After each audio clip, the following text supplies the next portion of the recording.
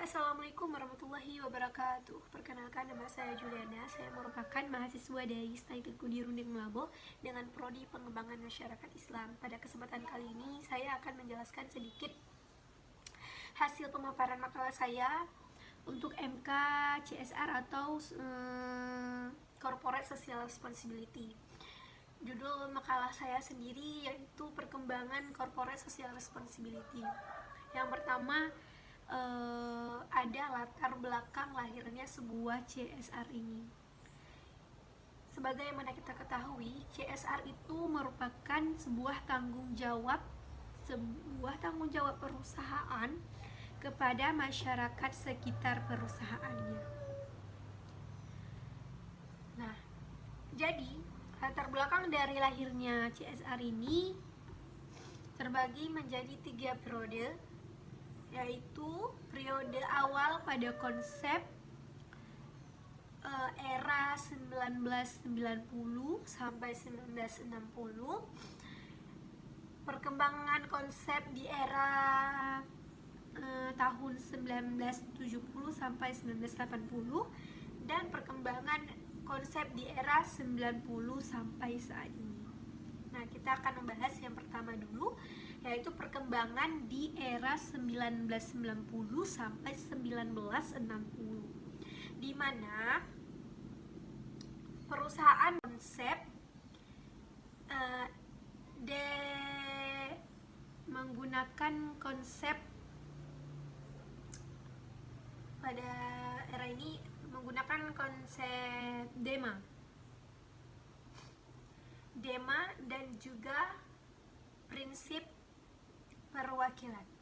Nah, yang kita ketahui bahwasanya DEMA ini yaitu melakukan pemberian donasi atau bantuan kepada masyarakat di sekitar perusahaan. Dan sedangkan perwakilan yaitu masyarakat sudah mempercayai bahwasanya perusahaan dapat mengelola sumber daya yang ada di sekitar mereka. Nah, sedangkan di perkembangan konsep CSR di era 1970 sampai 1980, perusahaan memiliki 3 dimensi dalam melakukan konsep CSR ini.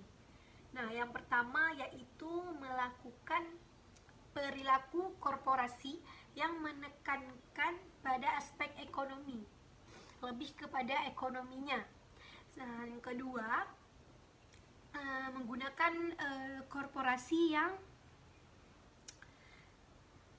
menyelaraskan nilai sosial, nilai norma kepada masyarakat. Dan yang ketiga, menggunakan perilaku korporasi yang berkaitan dengan tindakan antisipasi, seperti mengontrol atau menganalisis dampak yang ada di lingkungan sekitar perusahaan atau masyarakat tersebut. Sedangkan perkembangan konsep di era 90 yaitu lebih mengedepankan pembangunan berkelanjutan, di mana misalkan di sekitar perusahaan tersebut masyarakatnya ada yang tidak setara. Seperti contohnya ada masyarakat yang kurang mampu, yang harus disejahterakan. Kita harus perusahaan wajib untuk membedah atau membenahi dan membantu perekonomian dan pembangunan dari masyarakat tersebut, di mana tanggung jawab CSR ini, tanggung jawab perusahaan yang mengeluarkan CSR ini adalah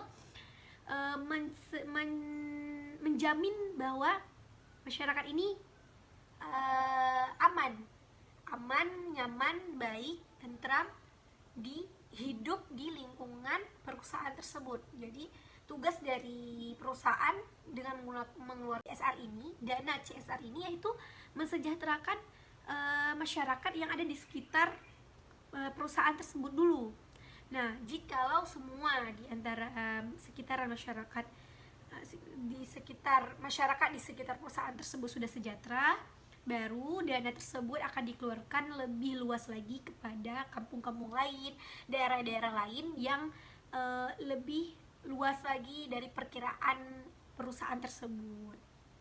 Nah, sedangkan di era saat ini perusahaan-perusahaan tersebut sudah menggunakan dana CSR itu sangatlah baik, sangatlah tepat, dimana semua yang sudah dijelaskan itu dilakukan oleh perusahaan, seperti yang melakukan donasi, melakukan pembangunan berkelanjutan, melakukan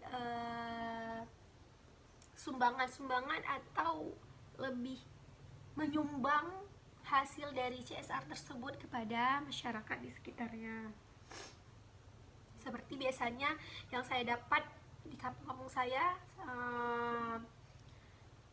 bahwa perusahaan itu telah mengeluarkan dana CSR-nya untuk